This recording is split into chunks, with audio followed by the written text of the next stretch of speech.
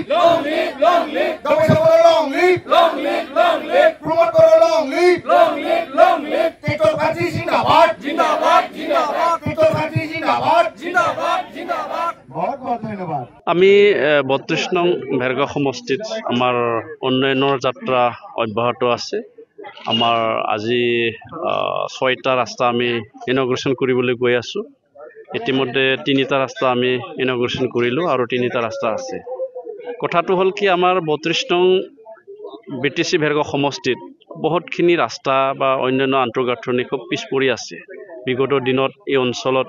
যথেষ্ট কাম কৰিবলৈ থাকি গ'ল আৰু হেতুকে লক্ষ্য কৰি পেলাই মই বিভিন্ন অনুষ্ঠান প্ৰতিষ্ঠানৰ পৰা কাকতি বিনতি কৰি পেলাই ৰাস্তা বা অন্যান্য আন্তঃগাঁথনি মই আনিছো এই বছৰ আমি ২৫০ কিলোমিটাৰ ৰাস্তাটো বনোৱাৰ কাৰণে কাম কৰি আছো ইতিমধ্যে আমাৰ ১৫০ কিলোমিটাৰতকৈ অধিক ৰাস্তা আমাৰ ইয়াত কনষ্ট্ৰাকচন চলি আছে আৰু বাকিখিনি ৰাস্তা আমি অতি সোনকালে ইনগ্ৰেশ্যন কৰি পেলাই ৰাইজৰ সেৱাৰ কাৰণে হেতু আমি ৰাস্তা নিৰ্মাণ কৰিবলৈ আছো আপোনাৰ অভিযোগ কৰিছে যে ইলেকশ্যনৰ আগত মানে বহুত জায়গাতে ৰাস্তাৰ মানে ফিটা কাটা বুলি কৈছে কাম নহব কৈ আছে এটো ইলেকশ্যনৰ আগত ফিটা কাটা নাকাটাটো হেতু আগৰ পৰা চলি অহা পৰম্পৰা এটা নীতি আছিল তাৰ মানে এটো all model politics election to election কিন্তু ডেভেলপমেন্টটো হেতু কন্টিনিউয়াস প্ৰসেস আমি যেটো ৰাস্তা ফিটা কাটিছো অহা কালিৰ পৰা ইয়াত জেসিবি দি ড্ৰেছিং কৰি সেন্ড গ্ৰেভেলিং কৰিব আমাৰ সেংচন হোৱা ৰাস্তা হে এটো ইলেকশ্যনৰ আগত বহুতে কৈ আছে হেতু নহব বুলি কিন্তু ইতিমধ্যে ১৫০ কিলোমিটাৰ ৰাস্তা আমাৰ ভেৰগাঁও সমষ্টিত নিৰ্মাণ চলি আছে সেন্ড গ্ৰেভেলিং জেসিবি দাম কি বুলি কয় হেতু সাইড বাম লগোৱা মেটেলিং বহোৱা বহুত ৰাস্তা শেষ হৈছে কেইদিনমান পিছতে সিসি ব্লক জাপিব আৰু এই ৰাস্তাবিলাক অকল এই বছৰতে শেষ হ'ব লাগে হেতু নহয় ২০২৯ লৈকে আমাৰ এই ৰাস্তাবিলাক নিৰ্মাণ কৰিব পাৰিব গতিকে ৰাইজে কোনো ভয় কৰিবলগীয়া নাই আমি বনাম বুলি আঁচনিটো লৈ আহিছো যেতিয়া হেতু হ'বই কিমান মান ৰাস্তা আজি গেলে মানে কাম কৰিলে ইতিমধ্যে আমি ১৫০ কিলোমিটাৰ ৰাস্তাটো হৈ আছে আজি ৬টা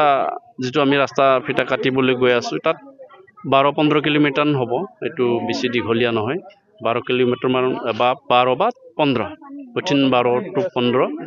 কিলোমিটাৰ ৰাস্তাৰ কাম আজি নিৰ্মাণৰ কাৰণে ফিটা কাটা হৈছে মুখ্যমন্ত্ৰী আহিছিল আজি আপোনাৰ সমষ্টিত কিবা প্ৰভাৱ পৰিব নেকি মুখ্যমন্ত্ৰী ডাঙৰীয়া আমাৰ বিটিসিত আহাটো আজিৰ কথা নহয় তেওঁটো আহি আছে গৈ আছে আগতো আহিছিলে আমাৰ ভেৰগাঁও সমষ্টিত আজি তেখেতে ৰাজনৈতিক সভাৰ কাৰণে আহিছে ইয়াত আমাৰ প্ৰভাৱ পেলাব বুলি মই ভাবা নাই কাৰণ নিজৰ কাৰ্যকৰ্তা সমৰ্থকক লৈ পেলাইহে আলোচনা কৰিছে গতিকে আমাৰ সমৰ্থক আমাৰ কাৰ্যকৰ্তা আমাৰ দলৰ কাৰণে আমাৰ অঞ্চল কামে কৰি আছে গতিকে প্ৰভাৱ পেলাব বুলি মই ভাবা নাই আহি থকা সেপ্টেম্বৰৰ ইলেকশ্যন কেনেকুৱা প্ৰস্তুতি আমি প্ৰস্তুতি সম্পূৰ্ণ হৈছো ৮১টা বুথ কমিটি আমাৰ সম্পূৰ্ণ হ'ল আমাৰ ১৪টা প্ৰাইমাৰীটো আমাৰ আগৰ পৰা আছে ব্লক কমিটি আগৰ পৰা আছে আমাৰ কাম কৰি আছো আমাৰ সকলো দিশত আমি আগবাঢ়িছো ৩৬৫টা সমাজৰ লগত আমাৰ ইতিমধ্যে কথা বতৰা হৈ গ'ল কেইদিনমান পিছতে মই ৩৬৫টা সমাজক মোৰ পৰা বাচন পত্ৰ আগবঢ়োৱা হ'ব ১০,০০০তকৈ অধিক খাতা বহি মই ছাত্ৰ ছাত্ৰীক দিয়াৰ কাৰণে ব্যৱস্থা কৰিছো আমাৰ ইতিমধ্যে ৩ লাখ মাছ পোনা আমি দিলো আৰু অহা ১২ তাৰিখত আৰু ৩ লাখ মাছ পোনা আমি ৬ লাখ মাছ পোনা আমাৰ সমষ্টিবাসী ৰাইজৰ কাৰণে দিব বিচাৰিছো গৰুৰ দানা গাহৰিৰ দানা ব্ৰইলাৰ দানা আৰু মাছৰ দানা এইখিনিও আমি অহাকালিৰ ভিতৰত বা অহাকালিৰ পৰা আমি ভগৱাৰ কাৰণে আমি কাৰ্যসূচী লোৱা হৈছে বিভিন্ন ডাঙৰ ডাঙৰ অনুষ্ঠানত মাইক সেট ইতিমধ্যে আমি দিয়া আৰম্ভ কৰিছো আমাৰ ডাষ্টবিন আমি বহুত দিয়া আৰম্ভ কৰিছো আৰু আমাৰ সমষ্টিত থকা যিসকল অংগনবাদী সহায়িকা কৰ্মী আশা ওয়াৰ্কাৰ তেওঁলোকে চৰকাৰৰ আঁচনিৰ পৰা বঞ্চিত হয় দৰমাও কম আৰু তেওঁলোকক বিভিন্ন কামত নিয়োজিত কৰা হয় তেখেতসকলক মোৰ পৰা উপহাৰ হিচাপে ইতিমধ্যে ৫ লিটাৰ কুকাৰ সবকো দিয়া হ'ল আৰু ৰান্ধিনী সকলকো কুকাৰ দিয়াৰ কাৰণে ইতিমধ্যে আমি লিষ্ট কৰিছো আৰু হেতুকো অহা কালিৰ পৰা হেতু আমি আৰম্ভ কৰিম গতিকে আমাৰ ৰাইজৰ লগত সম্পৰ্ক অনুষ্ঠানবিলাকৰ লগত সম্পৰ্ক বিভিন্ন সমাজৰ লগত সম্পৰ্ক ইতিমধ্যে আমাৰ সম্পূৰ্ণ হৈছে পুনৰ ইউপিপিএল আহিব ভেৰগাঁও সমষ্টিত এটা নিশ্চিত ৰাইজৰ সমৰ্থকে ৰাইজৰ সহযোগে এটো দেখুৱাইছে কাৰণ নোহোৱা নকৰা আগত এই কামবিলাক আমি কৰিছোঁ বহুত ইয়াত নেতা গ'ল নেতা আহিল এমপিটো এই সমষ্টিটো সদায় শাসক দলৰে থাকে কিন্তু এমপিৰ কি পাইছে কি পোৱা নাই ৰাইজে কৈ আছে এমএলএ আছে শাসক দলৰে কি কৰিছে কি কৰা নাই ৰাইজে গম পাইছে আগত বিটিচিৰ চৰকাৰৰ দিনত ইয়াত ইএম নাছিলে এমচিএলএ আছিলে কি পালে কি নাপালে ৰাইজে গম পাইছে আৰু মই এটা সুযোগ পাইছোঁ আমাৰ